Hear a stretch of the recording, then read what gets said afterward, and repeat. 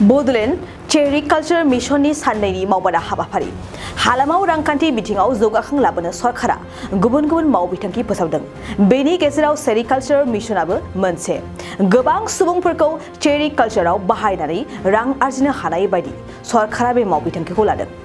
बेबायदिनो बिटिआर सरकारनि बानजायनायाव साननैनि हाबाफारिजों बड'लेण्ड सेरिकालचार मिशन हादोरारि थाखोनि मावबादा हाबाफारि लानाय जादों। बिटिसि एसेम्ब्लिनि अडिटोरियाम हलाव बे हाबाफारिखौ लानाय जादों। मख'जाथावदि बे हाबाफारियाव बाहागो लादों बिटिआरनि गाहाय मावफुं सोद्रोमा प्रमद बर'जों लोगोसे बिटिआरनि मावफुं सोद्रोमा दावबायसा बर', सेन्ट्रेल सिल्ड बर्डनि मेम्बार सेक्रेटारि रन्जित रानास अखन्दार आरो गोबां एनजिअनि मावथिफोर।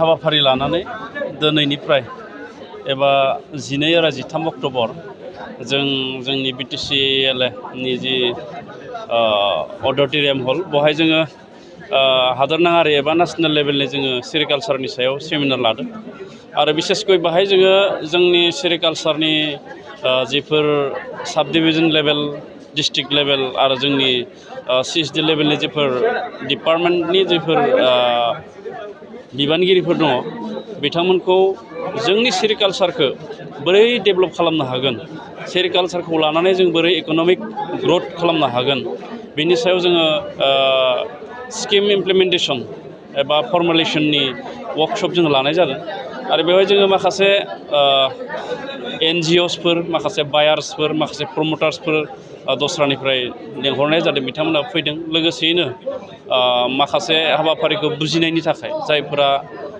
सेरिकालचारजों लोब्बा थानाय जोंनि बिटिसि ओनसोलनि आबादारि होननानै बुङो सेरिकालचारनि बिथांमोनखौबो जोङो हांख्रायनाय जादों आरो बिनिफ्राय जोङो मिजिंथिनो हायो गमामायैनो बे साननैनि जि हाबाफारि माखासे थिखानाय आयदानि सायाव बेखौ जुदि जोङो मोजाङै सावरायलायनानै खामानियाव जुदि बाहायोब्ला फैबाय थानाय समाव जोंनि बिटिसि ओनसोलनि जे सेरिकालचार बे सेरिकालचारा जौगाखांगोन, लोगोसे जोंनि रायजो राजाफ्रा रांखान्थियाव जौगाखांनायनि खाबुखौ मोनगोन। बेनि थाखायनो जोङो मोजाङै मावनो थाखाय माखासे बिथांखि जोङो लानो नागिरदों। जोङो मिशन हिसाबै जोङो लानो नागिरदों। इरि मिशन जोंहा फोसावनाय दंखायो आरो सेरिकालचारनि मिशन जों दिनै लानो नागिरदों। बेवहाय जोंहा बिटिसि ओनसोलाव गासै 52टा फार्मसफोर दङ। बेयाव मुगा फार्म आरो बेनि अनगायैबो गामिफ्राव माखासेया लाथा एम्फौ फिसिनानै फिथोबबो फानो आरो लाथा एम्फौखौबो फानो, लोगोसे माखासेया इन्दि खुन्दुं लुनानै जिबो दानानै फानो। दा बेखौ जोङो जौगाखांहोनो थाखाय जोंहा माखासे मिशन जोङो लानो नागिरदों आरो बे मिशनफोरखौ मोजाङै मावफुंनो थाखायनो नैबे साननैनि वर्कशपआ जोंहा गोनांथारमोन आरो बेनि थाखायनो जों बे साननैनि वर्कशपखौ लानाय जादों। मार्केटिंनि सायाव माबायदि नोजोर? मार्केटिंनि सायावबो जोंहा बाहाय मानसि फैदों। मार्केटिं एबा बाजार एबा फाननायनि थाखायबो माखासे जायगाजों जोङो फोनांजाबनायनि जोङो राहा खालामनो नागिरदों आरो जोंनि दाग्राफोरनि जि दानाय जि बा लुनाय खुन्दुं बेफोर जाहाथे मोजां गुननि जायो, मोजां क्वालिटिनि जायो, बेनि थाखायबो ट्रेनिंनि जोंहा बेबस्था खालामनाय जागोन। बिसेसके गुबुन गुबुन जायगानि बेवहाय प्रमटार्सफोर फैदों, बायार्सफोर फैदों। बिथांमोना फोरोंगोन बोरै मार्केटिं खालामनांगौ, बोरै डिजाइन खालामनांगौ, बेफोरनि गासैबो हाबाफारिखौ बे हाबाफारियाव फोरोंनाय जागोन। जोबोद गोनांथार आयदाया जाबाय इयुथ्स। जिहेथु जोंहा बिटिआर ओनसोलाव गोबां इयुथ्सफोर दङ जायफ्रा दिनै माखासे साख्रि बाख्रि गैया, लेखा फरायनानैबो बा माखासेया लेखा आदा ससेयाव गारो। दा बेबायदिया माखासे बेयावबो जाया आं खावलायनो लुबैगोन सेरिकालचारनि सासे मावफुं सोद्रोमा हिसाबै सेरिकालचारजोंबो जोंहा रांखान्थि खामायनायनि राहा दङ, खाबु दङ। दिनै जोंनि इन्दि जिया वर्ल्ड क्लासनि, सारा बुहुमावनो बाहायजायो।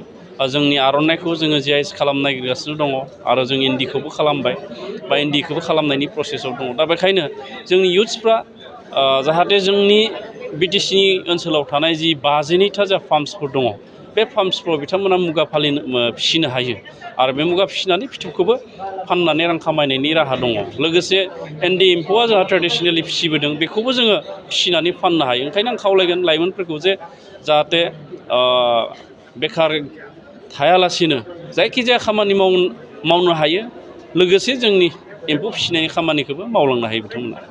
जोंहा दंखायो बिटिसिनिफ्राय सेरिकालचार डिपार्टमेन्टनिफ्राय 116 एबा 116 जननो जों होयो बोसोरफ्रोमबो 10,000 दा बेखायनो बेखिनि अनसुंथाया जथेस्थ' नङाब्लाबो जागायनो थाखाय हायो आरो बेखायनो एबाराव आङो मोनफ्रोमबो फार्माव मोनफा मोनफा ग्रुप एबा हानजाजों खुलिनो होनाय जादों आरो बिथांमोनखौ ट्रेनिं होनानै बिथांमोननो मिनिमाम बे रांखान्थि अनसुंथाइखौ होनानै बिथांमोननि जि एम्फौ फिसिनायनि जागायनाय बे जागायनायखौ खालामनो थाखाय नाजानाय जादों कि हम लोगों ने बहुत पहले ही ये रियलाइज़ किया है कि बोडोलैंड में एरी सिल्क का उत्पादन का एक बहुत बड़ा संभावना है। ऑलरेडी लोग कर रहे हैं, हर गांव में हर घर में उत्पादन होता है, लेकिन इसको किस तरीके से एक राष्ट्रीय स्टेज पर लाया जाए जिससे कि यहाँ के जो लोग परिवार हैं या जो भी ट्राइबल लोग लगे हुए हैं इसमें काम में, उनको अधिक से अधिक मुनाफा मिल सके, लाभ मिल सके, और जो इसका प्रोडक्ट है इसकी क्या क्वालिटी इंप्रूव करें, कैसे इसको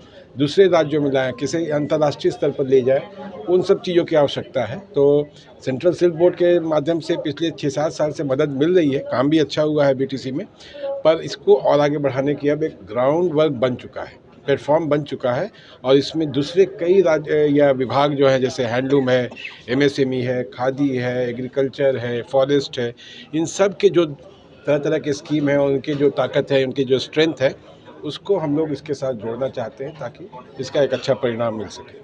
बोडोलैंड सिल्क का कहना सही है कि अक्सर क्या होता है कि जो लोग उत्पादक हैं, जो उत्पादन करते हैं, उनको सही रेट मिलता नहीं है। वही चीज़ जो है सो बड़े बड़े बाज़ारों में बड़ी ऊंची कीमत पर मिलता है, तो उसमें बीच में बहुत से वैल्यू चेन में ट्रेडर्स, छोटे छोटे ट्रेडर्स हैं, उसकी जगह पर हम कैसे सबसे निचले व्यक्ति को सबसे टॉप में कनेक्ट कर सके, उसके लिए भी हमारे मार्केटिंग एक्सपर्ट लोग आज कार्यशाला में भाग ले रहे हैं कि उसको जोड़ने का काम होगा जिससे कि उनको और लाभ मिल सके।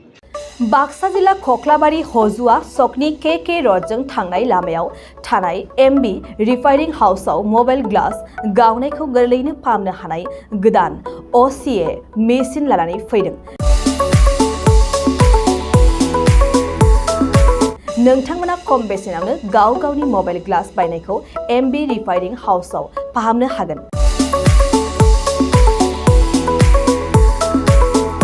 मबाइल ग्लास बायनायखौ फाहामनायजों लोगोसे मबाइलनि बायदि रोखोमनि बाहागो आरो बायदि रोखोमनि मबाइलनि गाज्रि जानायखौ बे एमबी रिफाइनिं हाउसआव फाहामनो हागोन। बायदि रोखोमनि mobile glass, mobile temper, mobile charge, headphone, pen drive, memory आरो mobile battery, computer, mouse, computer keyboard आरो मबाइलनि बायदि बायदि रोखोमनि बाहागोफोरखौ मोननो हागोन। एमबी रिफाइनिं हाउसआव फोरमायनाय बायदिब्ला दासान्दिनिफ्राय लानानै फैगौ दिवालीसिम डिसकाउन्ट होगासिनो। मख'नो गोनांदि एमबी रिफाइनिं हाउसआव गुबुन हादोर एबा भुटान हादोरनिफ्राय माखासे सुबुंफोराबो बायदि रोखोमनि मबाइलफोरखौ फाहामथाय होफैयो। आबुं मोनथिनो थाखाय 8471972412 नङाब्ला 7002741465 जानबुं अनजिमायाव जगाजग खालामनो हागोन। सम फुंनि 8:30 रिंगानिफ्राय मोनाबिलिनि 8:30 रिंगासिम।